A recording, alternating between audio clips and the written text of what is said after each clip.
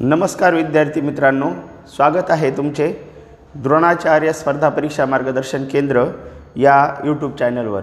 मी प्राध्यापक लोंढे संदीप। मित्रांनो, आज आपण पाहणार आहोत की कन्वर्जन राऊंड जो आहे त्याच्यामध्ये कट ऑफ किती येईल। तर बरेच व्हिडिओ आपण यूट्यूबवर पाहतो आणि त्यामध्ये आपल्याला सांगितलं जातं की जे मेरिट आहे ते 100च्या खाली पण येणार आहे। तर खरंच ते 100च्या खाली येणार आहे का? तर येणार आहे तर मग ते माझं मेरिट 100च्या खाली येणार आहे का? याच्यात दुसरी गोष्ट आणखीन मी एक व्हिडिओ तयार केलेला होता, तो म्हणजे 1 ते 5चा जो कट ऑफ आहे त्या संदर्भामध्ये। याच्या अगोदरचा व्हिडिओ बऱ्याच मुलांनी तो पाहिला आणि त्यामध्ये मी सांगितलं होतं की ते जे मेरिट आहे तर ते 110 पर्यंत येणार आहे। मग ते थोडंसं मी तुम्हाला सांगतो, म्हणजे आपल्याला हे समजून घेणं गरजेचं आहे की मग कन्वर्जन राऊंडचं मेरिट कितीपर्यंत येणार आहे, म्हणजे आपण अपेक्षा ठेवायची किंवा नाही ठेवायची। तर चला पाहूया। आजचा व्हिडिओ महत्त्वपूर्ण ठरणार आहे तुमच्यासाठी, प्रत्येकासाठी, की आपण त्या मेरिटमध्ये बसतोय किंवा बसत नाही। तर यामध्ये मला आणखीन एक सांगायचं आहे की आता TETची पण परीक्षा डिक्लेअर झालेली आहे, म्हणजे एप्रिल मे मध्ये ती परीक्षा घेण्यात येणार आहे। तर त्याची तयारी जी आहे तर ती पण, म्हणजे तयारीचे वर्ग जे आहेत तर ते पण आपले क्लासचे चालू झालेले आहेत। यामध्ये म्हणजे अगोदरच्या ज्या बॅच होत्या त्याचा फायदा घेऊन कितीतरी मुलांचं सिलेक्शन झालेलं आहे। तर ज्यांना वाटतंय की पुढे ज्या येणाऱ्या परीक्षा आहेत त्याच्यामध्ये आपलं सिलेक्शन व्हावं, तर निश्चितच तुम्ही यूट्यूबचे व्हिडिओ पहा आणि मग ठरवा। बाकीचा अनुभव वगैरे सांगायचं जर झालं तर 2008 पासून आपण बॅच घेतोय आणि आत्तापर्यंत हजारो विद्यार्थ्यांची निवड झालेली आहे आणि झालेली म्हणजे मी त्यात एक व्हिडिओ पण तयार केलेला आहे पहा, गुणवंत विद्यार्थ्यांचा। तर तो पण पहा, त्याच्यातून लक्षात येईल किती मुलांची निवड झालेली। चला तर आजच्या व्हिडिओकडे जाऊया आपण। आपल्याला पाहायचं आहे की कट ऑफ तर 1 ते 5चा किती येणार आणि 6 ते 8चा जो कट ऑफ आहे तो किती येणार पाहूया आपण। आणि काही अडचण असेल तरी तर नंबर आहे पहा, सरळ याच्यावर तुमच्या काही ज्या शंका असेल त्या कॉल करून तुम्ही विचारू शकता। लोंढे सर हा माझा नंबर आहे आणि त्याच्यानंतर हा शेळके सरांचा नंबर आहे। तर बॅचच्या संदर्भात असेल किंवा कोणती अवादर असेल तर तुम्ही मला त्याच्यावर विचारू शकता। तर हे पहा, इथं मी पाठीमागचं थोडंसं हे सांगतो। इथं मी तुम्हाला कट ऑफ सांगितला होता की 110+ आणि तो पण पाहणार आहे 110+ आला आहे का, 110पर्यंत आला आहे का तो, आणि आता किती येणार आहे। थोड्याशा गोष्टी पहा, मी फक्त अंदाजे नाही सांगत, पाठीमागच्या वेळेला तुम्हाला हे विश्लेषण सांगितलं होतं आणि याच्यातल्या ज्या सर्व याच्यानुसार जागा ज्या आहेत त्या किती येत आहेत आणि इथं जो कट ऑफ आहे तुम्हाला तो मी सांगितला होता। तर तोच त्याचा जो आधार आहे, म्हणजे आकड्यांचा आधार घेऊनच आपण सांगते, तर ढोबळमानाने सांगितलं जात नाही। तर हे सगळं याच्यावरून सांगितलं होतं मी तुम्हाला। तर तो जो कट ऑफ आहे तो किती येईल तर तुम्हीच पहा, पाठीमागच्या व्हिडिओमध्ये मी काय सांगितलं आहे, म्हणजे तुम्हाला अंदाज येईल की किती परफेक्ट बरोबर आलेला आहे। आणि तर तो हा व्हिडिओ पहा अगोदर वगैरे आहेत। तर एक माझा इन जनरल जो अंदाज आहे तर तो 110+ जो आहे तर त्याला तो काय म्हणूया आपण, त्याला म्हणजे त्याचं सिलेक्शन होण्याची शक्यता आहे। आता 115 पर्यंतची जी शक्यता म्हणतो ती जास्त, मग 114ला थोडी कमी, बरोबर का नाही, 114ला थोडी कमी, 13ला थोडीशी आणखी कमी होणार। तर एक इन जनरल 110 पर्यंत तो मुलाखती वगैरे जे आहेत त्याने सिलेक्ट होऊ शकतो। म्हणजे पहा, मला असं म्हणायचं आहे 1 ते 5ला 110+ जो आहे तर त्याने अपेक्षा धरायला काही हरकत नाही। त्याच्यानंतर हे कोणाचं सांगितलं मी, मराठी मीडियमचं। इंग्लिश मीडियमचं हे आणखीन खाली येणार आहे 90, एक साधारणपणे 90+ जो आहे इंग्लिश मीडियमचा त्याचा नंबर लागणार आहे। पहा, मी एकदम करेक्ट, तुम्ही म्हणता हाच आकडा पाहिजे असं नाही, एक 4-5 मार्क इकडं तिकडं धरू शकता, पण कुठं येईल साधारण रेंज कुठे येईल, आणि साधारण रेंज ही 115चा प्युअर आहे फिक्समध्ये, त्यांनी टेन्शनच घ्यायचं नाही। 115च्या पुढं जॉईन होणार 1 ते 5ला म्हणजे होणार, त्याची पात्रता पाहिजे फक्त तिथं, तो होणार म्हणजे होणार। मग त्याच्यानंतर आपण थोडं ह्या जागा इकडे गेल्या, हे इकडं गेल्या, असं करून एक 5 मार्काचा मी काय केलेला आहे, तो डिफरन्स घेतलेला आहे। मग पाहिलं मित्रांनो, मी सांगितलं होतं की त्याप्रमाणे 110 वर कट ऑफ आलाय का, तर आता ते थोडंसं आपण चेक करूया। तर कट ऑफ पाहण्याच्या अगोदर आपल्याला काही गोष्टी परत एकदा आकड्यांच्या साहाय्याने थोड्याशा समजून घेणं गरजेचं आहे, म्हणजे आपला जो अंदाज आहे, कट ऑफ सांगण्याचा जो अंदाज आहे, तो परत एकदा परफेक्ट बरोबर येईल। तर पाहूया कोणाला संधी आहे आणि कोणाला नाही। तर इथं आपल्याला हे दिलं आहे की जी भरती झाली त्याच्यामध्ये शिक्षकांच्या हजारो जागा रिक्त राहिलेल्या आहेत। तर हे रिक्त राहण्याचं कारण आहे की जे माजी सैनिक आहे यांना 15% जागा दिल्या जातात आणि ह्या जवळजवळ जी आपली भरती झाली 16 मध्ये त्याच्यातल्या 11च भरल्या, तर त्याच्यातल्या 2357 ज्या जागा आहेत ह्या होत्या माजी सैनिकाच्या, तर ते माजी सैनिक काय मिळाले नाही। त्याच्यानंतर 10% जागा दिल्या जातात एकूण जागांपैकी, म्हणजे ते आपल्या ज्या 16,000 जागा होत्या त्यातल्या 10% जागा म्हणजे 1536 ह्या जागा आहेत, ह्या दिल्या होत्या अंशकालीनसाठी, त्यातल्या थोड्याफार भरल्यात, नाहीतर त्या म्हणजे इथं डायरेक्ट रिक्त दिलेल्या जागाच त्या सांगितलेल्या आहेत त्यांनी। त्या रिक्त जागा आहेत 1536 जागा रिक्त झाल्या आणि खेळाडूच्या 5% जागा आहेत आणि त्यामध्ये 568 जागा ह्या रिक्त राहिलेल्या आहेत। मग हे कॅन्डिडेट भेटले नाही, मग हे भेटले नाही म्हणून ऑटोमॅटिक जे काही विषयाच्या जागा आहेत त्या खाली राहिल्या। म्हणजे उदाहरणार्थ एखादा ओबीसीचा कॅन्डिडेट असेल तर ओबीसीची जागा संपलेली आहे आणि त्याला तिकडं 1 ते 5 ला जागा आहे, पण ओबीसीच्या जागा संपलेल्या आहेत आणि ज्या जागा राहिलेल्या त्या समांतर, म्हणजे ओबीसीचा माजी सैनिक असेल चालेल पण तोच नाही आहे म्हणून ती पुढची जागा खाली राहिली।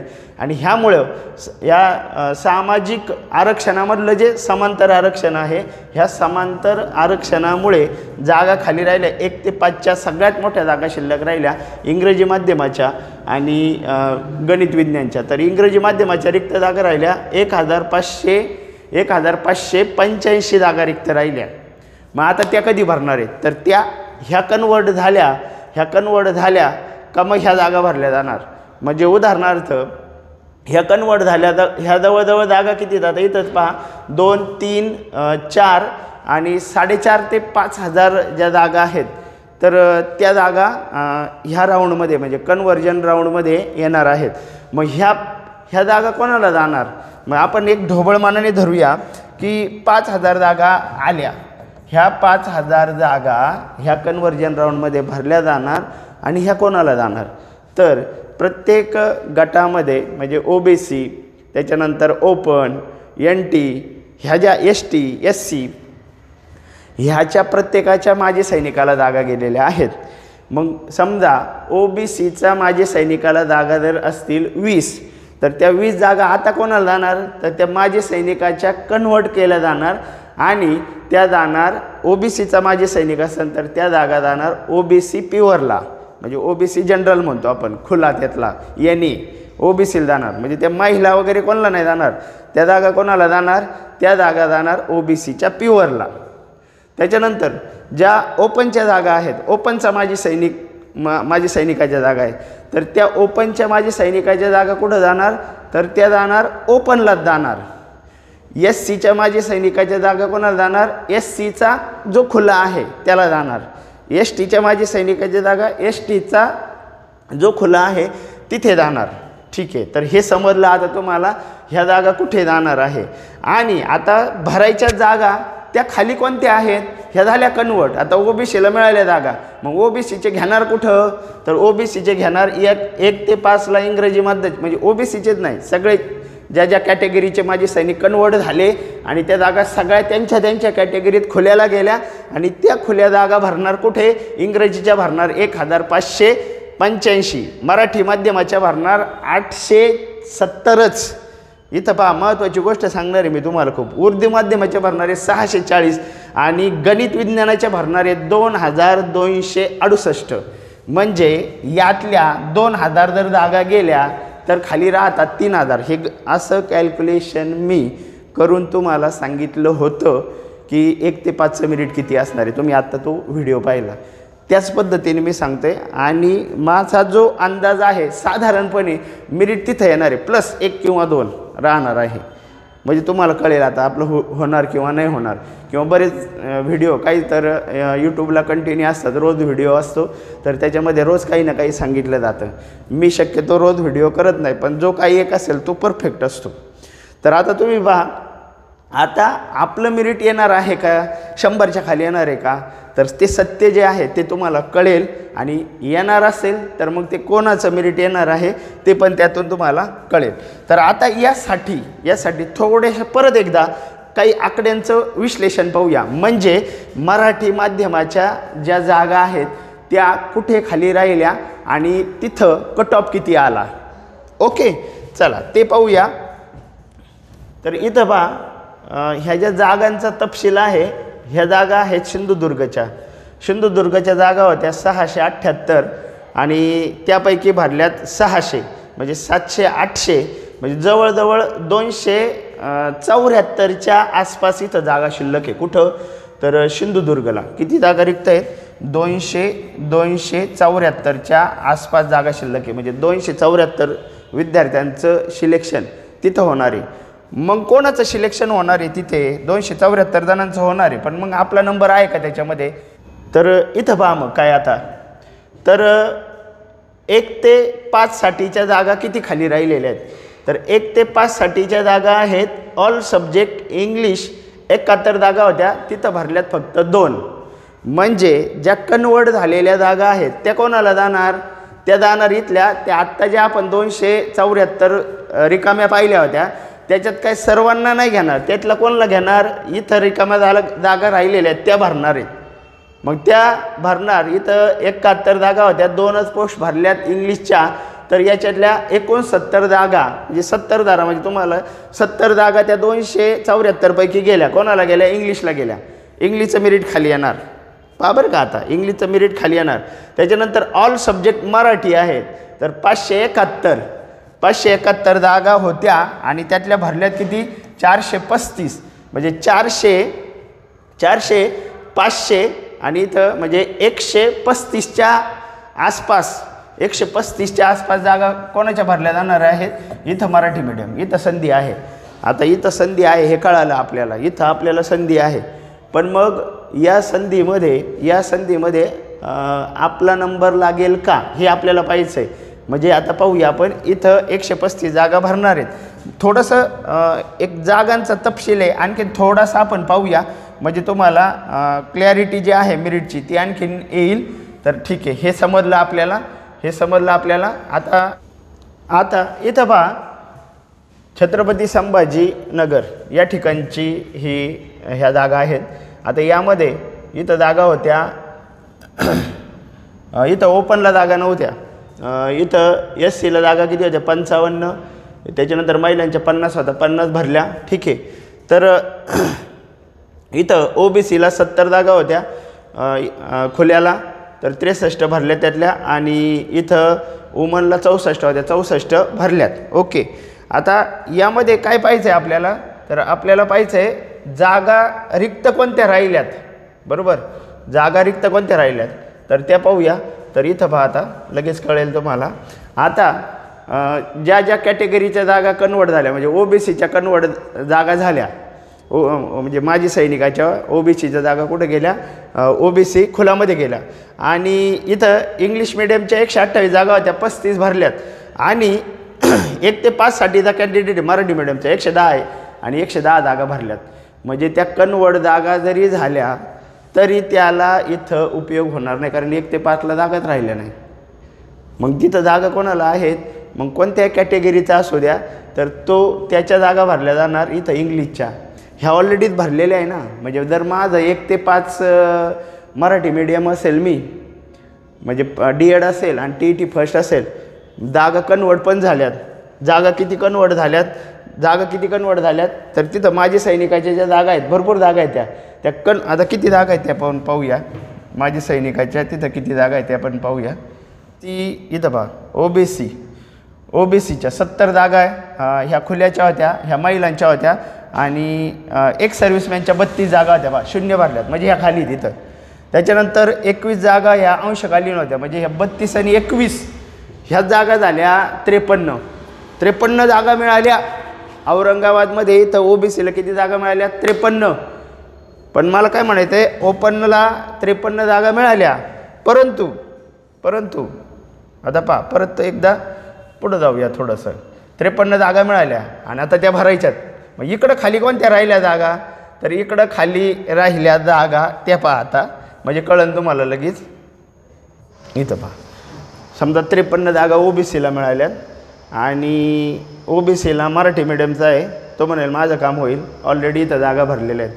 मग त्या जागा 53 कोणाच्या भरल्या जाणार, त्या भरल्या जाणार इंग्लिश मीडियमच्या भरल्या जाणार. 128 होत्या त्या, म्हणजे ह्या जागा गेल्या इंग्लिश मीडियमला. त्याच्यानंतर इथं ह्या पण पहा बरं का, लँग्वेज मराठी, त्यांना पण नाही जाणार, कन्वर्ट होऊनही तिथं जागा नाही राहिल्या तुम्हाला.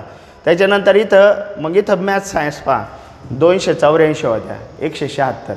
म्हणजे ह्या जागा जाणार एकाचा विचार करता, इथं जागा जाणार इंग्लिश मीडियमला आणि जागा जाणार मॅथ्स सायन्सला. म्हणजे कन्वर्ट झालेल्या मोस्टली जागांमध्ये इंग्लिश मीडियम आणि मॅथ्स सायन्सचे विद्यार्थी असणार आहेत. म्हणजे मला जे काय सांगायचं ते तुम्हाला समजलं असेल. इथं जरी मी असलो ओबीसीचा असलो, 53 जागा जरी आल्या असल्या तर मला राहिलीच नाही, त्याच्यामुळे माझा नाही विचार होणार. मग ओबीसीचा विचार होणार कोणाचा होणार, इंग्लिश मीडियमवाल्याचं होणार.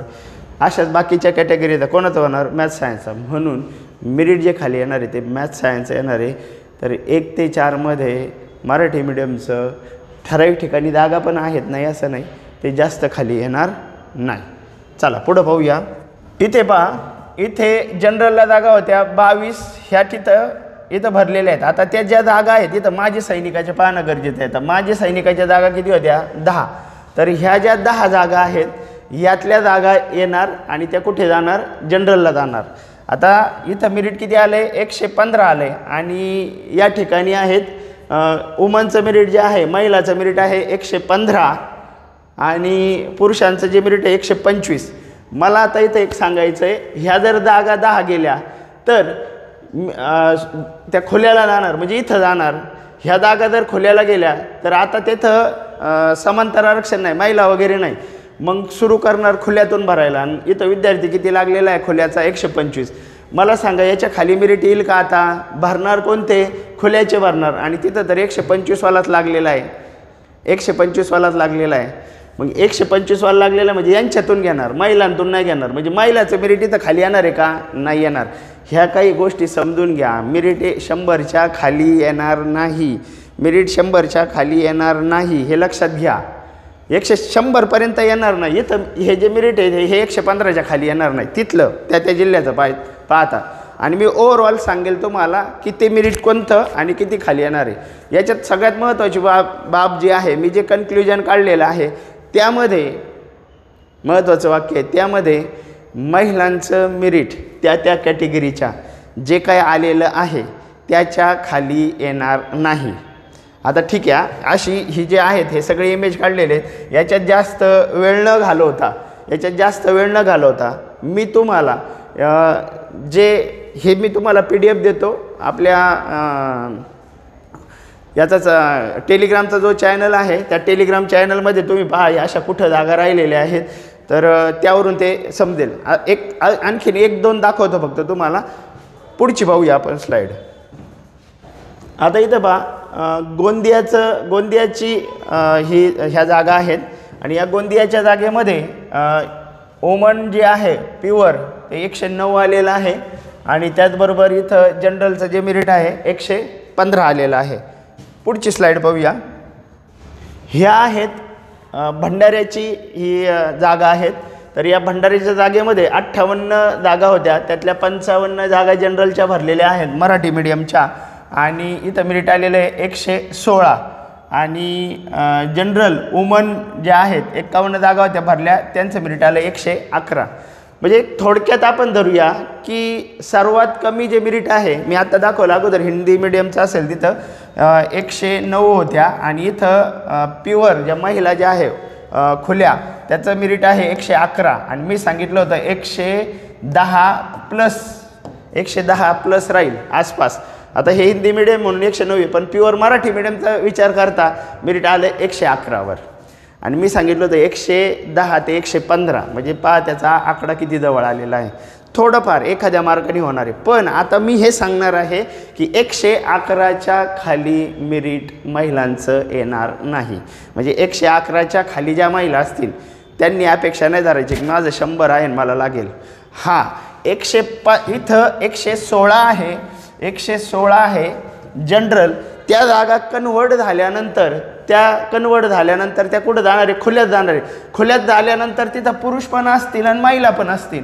पण आता महिला तर ऑलरेडी 110पर्यंत लागलेल्या आहेत. मग राहिला आहे कोण? 115वाला राहिलेला आहे किंवा काही ठिकाणी लागला 115वाला. पण 114वाला राहिला आहे, 13वाला राहिला आहे खुल्याचा ओपनवाला, 114वाला राहिला आहे, 13वाला राहिला आहे, 12वाला राहिला आहे, 112वाला राहिला आहे, 110वाला राहिला आहे. मला सांगा 112वाला, 13वाला, 14वाला याच्यात भरपूर मुलं येतं.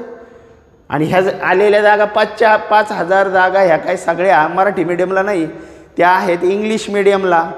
आपल्याला किती जागा आहे मराठी मीडियमला विचार करता? समजा मोस्टली मुलं मराठी मीडियमचे असतात म्हणून म्हणतोय मी.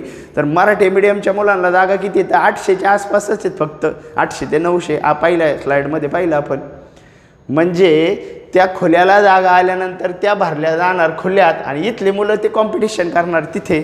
मग 14मधले आहेत मुलं, 113 मार्कावाले मुलं भरपूर आहे. म्हणजे एका मार्कात 1000 मुलं येतं आणि त्याच्यातून 800 जागा घ्यायच्यात. आता विचार करा तुम्ही खाली येईल का?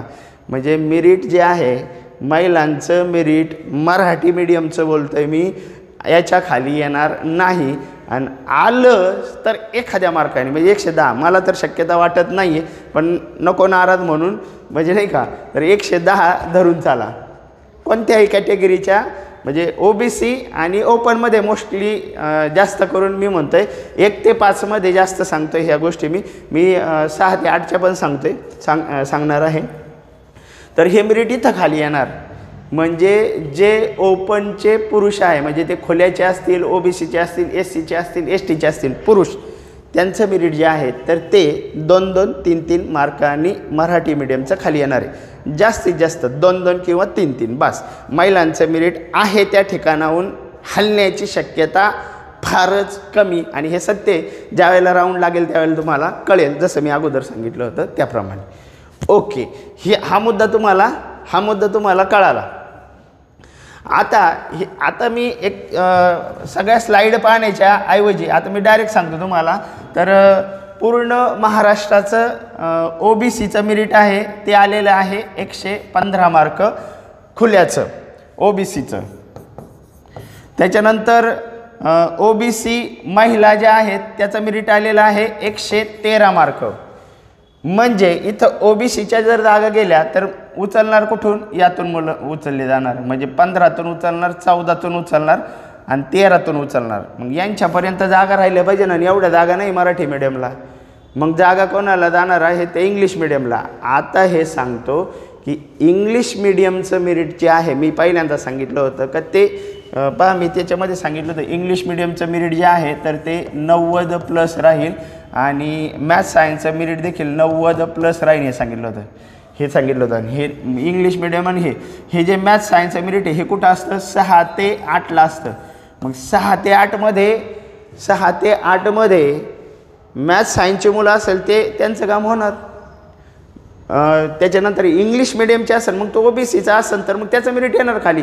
पण त्यासाठी कोणाचं मेरिट खाली येणार? मग ते 100 नाही, 100च्या पण खाली येणार. 100 नाही, 100च्या पण खाली येणार. मग 100च्या खाली कोणाचं मेरिट येणार? तर ते येणार इंग्लिश मीडियमचं मेरिट 100च्या खाली येणार. ते मेरिट येणार खाली 100च्या खाली 90ला जाईल किंवा 5 झालेला कॅन्डिडेट असेल तर त्याचं काम होईल. पण ते मॅथ्स सायन्सवाल्यांचं. मराठी जे मीडियम आहे तर त्या मराठी मीडियमचं मेरिट जे आहे तर ते फक्त त्या गटाच्या म्हणजे OBC असेल तर OBCचा जो खुला आहे त्याचं मेरिट 3-3 मार्काने, 2 ते 3 मार्काने. म्हणजे उदाहरणार्थ समजा इथं 15 लागला असेल तर तो 11पर्यंत किंवा 11-12पर्यंत. महिला असेल तर मग 11-12पर्यंत आलं तर एखादा तिथं त्यांना चान्स मिळेल. पण मोस्टली मेरिट खाली कोणाचं येणार? त्या गटातल्या खुल्याचं म्हणजे पुरुषांचंच राहिलेले आहेत तर त्यांचं खाली येणार आहे. आणि दुसरं मेरिट खाली येणार आहे ते म्हणजे इंग्लिश मीडियमचं मेरिट. इंग्लिश मीडियमचं मग त्याच्यात मग एखादा OBCचा असेल त्या आणि इंग्लिश असेल तर तो येणार ना. मग पण तो येणार. आपण कॉमनली मोस्टली कोण गृहीत धरतो? मोठी संख्या कोणती आहे? मराठी मीडियमची. मग आपल्याला सांगितलं 10 मार्कांनी खाली आलं येणार मेरिट, मग आपल्याला वाटतं अरे चला मग मराठी मीडियम माझं झालं. तर तुम्ही थोडीशी सत्य परिस्थिती आहे ती मी तुम्हाला इथं सांगितलेली आहे. मग आता तुम्हाला लगेच नाराज व्हायचं काही कारण नाही. तुम्ही हे सरांनी काही व्हिडिओ नाराज केलं, नाराज नाही. दुसरी गोष्ट सांगतो तुम्हाला, नाराज व्हायचं कारण नाही. जो मुलाखतीचा राऊंड आहे तर तिथं त्या 5000 जागा आहेत. तर मुलाखतीच्या राऊंडमध्ये आता मुलाखतीच्या राऊंडमध्ये मात्र 5000 जागा, एका जागेला 10 जण बोलवणारे म्हणजे 5 × 10 50,000 मुलं बोलवणारे आणि 100च्या आत एकूण जी मुलांची संख्या जर पाहिली तर माझ्या मते ती काहीतरी 30,000च्या आसपास आहे. म्हणजे 50,000 म्हणजे आणखीन खाली येणार. म्हणजे मुलाखतीला चान्स मात्र जो आहे तर तो 90वाल्यांना पण येणार. 90-100च्या पुढं मुलाखतीला चान्स राहणार. मग तिथं प्रयत्न करून आपल्याला जे हुकलेले आहेत त्यांना संधी मिळेल. आणि याच्यापेक्षा दुसरं आणखी महत्त्वाची गोष्ट म्हणजे जो आपली सेकंड फेज होणार आहे तर त्या सेकंड फेजमध्ये मात्र हे सगळे जॉईन झालेले असणार आहे. 110च्या वरती जवळजवळ आसपास गेलेले असणार आहे. सेकंड फेजला परत एकदा त्या 10% जागा पाठीमागं ठेवलेल्या आहेत त्याच्यानंतर काही ज्या रिक्त राहिलेल्या जागा आहेत त्या सगळ्या आल्यानंतर मात्र तुम्ही विचार करा एक साधारण तरी तिथं पण सांगितलं जातं की एक 4-5 हजाराच्या आसपास त्या पण जागा येतील परत. तर त्या जर जागा आल्या तर मग मात्र परत एकदा 100पर्यंत, 100 पण नाही एवढं खाली एकदम पटकन नाही येत मेरिट, हे लक्षात घ्या. मी बोलतोय इन जनरल ओपन, तर ते मेरिट जे आहे तर ते 105पर्यंत येईल. मग तुम्ही म्हणाल सर कॅटेगरी आमचं नाही सांगितलं. तर कॅटेगरीचं मेरिट आहे त्यापेक्षा मेरिट काय करायचं, एक 5 ते 10 मार्कांनी काय करायचं खाली तुम्ही घेऊ शकता. किंवा इथं जसं मी हे सांगितलं हा 115वाला लागला, इथं 113वाला समजा लागलेला आहे. तर तिथं तुम्ही एवढंच पाहायचं आहे की आपल्या कॅटेगरीचं पूर्ण महाराष्ट्रात सगळ्यात खाली मेरिट कुठं आलेलं आहे. मग साधारणपणे त्याच्या खाली आपलं एक 4 ते 5 मार्कांनी मेरिट येणार आहे. तर एकूण तुम्हाला जी मेरिट आहे, कट ऑफ आहे तो समजला असेल. तरी देखील तुमची काही शंका असेल तर मला कॉल निश्चित करायचा आहे. आणि सगळ्यात महत्त्वाचं तयारी आपण अगोदर परफेक्ट करणं गरजेचं आहे. 10 मार्क जास्त घ्या, बरोबर का नाही. TETला मार्क्स मिळवा. आम्ही बऱ्याच वेळा सांगत असतो, बऱ्याच वेळा मुलं म्हणतात हा एक क्लासची जाहिरात. मी बऱ्याच वेळा सांगत असतो हो मी क्लासची जाहिरात करायला आलेलं आहे, रोज येणार नाही पण एकदाच येणार. जे मुलं जॉईन होणार प्रामाणिकपणे 2008 पासून कष्ट करते, आत्तापर्यंत हजारो मुलं लागलेले. तुम्ही या, तुमची तयारी करून घेतली जाते, दुसरं इथं काही नाही. म्हणजे आम्हाला खूप आम्ही मोठी फी घेतो आणि लगेच मोठे मोठे बंगले नाही. आमच्या अगोदर आमच्या मुलांचे पण बंगले झालेले आहेत, हे पण लक्षात ठेवा. तर कष्ट करा, यश मिळवा. गायडन्स करणारा जर तुम्हाला परफेक्ट असेल तर यश यायला मात्र वेळ लागत नाही, कारण क्वालिटी तुमच्यात ऑलरेडी पहिल्यापासून आहे. फक्त असं अजून कुठे जाहिरात आहे, काही म्हणणार अजून काहीच नाही, आणि असे जे म्हणणार आहे ते अजून मागच आहेत. आणि ज्यांनी नाही आपल्याला तयारी करायची, तयारी सुरू केली आणि आमच्याबरोबर राहून ज्यांनी तयारी केली ते आज सर्व नोकरीला आहेत. आणि आपणही त्यांच्याप्रमाणेच त्या नोकरीपर्यंत जावं म्हणून ही तयारी सुरू करायची TETच्या अभ्यासापासून. आणि त्या TETच्या ज्या आहेत त्या बॅच चालू झालेल्या आहेत. त्याच्यानंतर मग आपण अभियोग्यता आणि ह्या पायरी आपण काय होतं माहिती आहे का, TET म्हणजे जागा निघतात शिक्षक भरतीच्या आणि मग विचारतात सर माझी TET नाही. मग TET नाही म्हणल्यानंतर संधी हुकली. म्हणजे आपण योग्य वेळेला योग्य निर्णय घेतलेला नाही. थोडक्यात पुढच्या शिक्षक भरतीची आताची TET म्हणजे पूर्वपरीक्षा आहे. पूर्वपरीक्षा दिल्याशिवाय जसं काय तुम्हाला मुख्य परीक्षेला जाता येत नाही, हे ओळखा आणि योग्य निर्णय घ्या की आपल्याला कोण गायडन्स चांगलं करू शकतो, तिथे जॉईन व्हा आणि आपलं यश जे आहे त्या यशावर निश्चितच शिक्कामोर्तब करा. तर व्हिडिओ आवडला असेल तर लाईक करा, शेअर करा. धन्यवाद.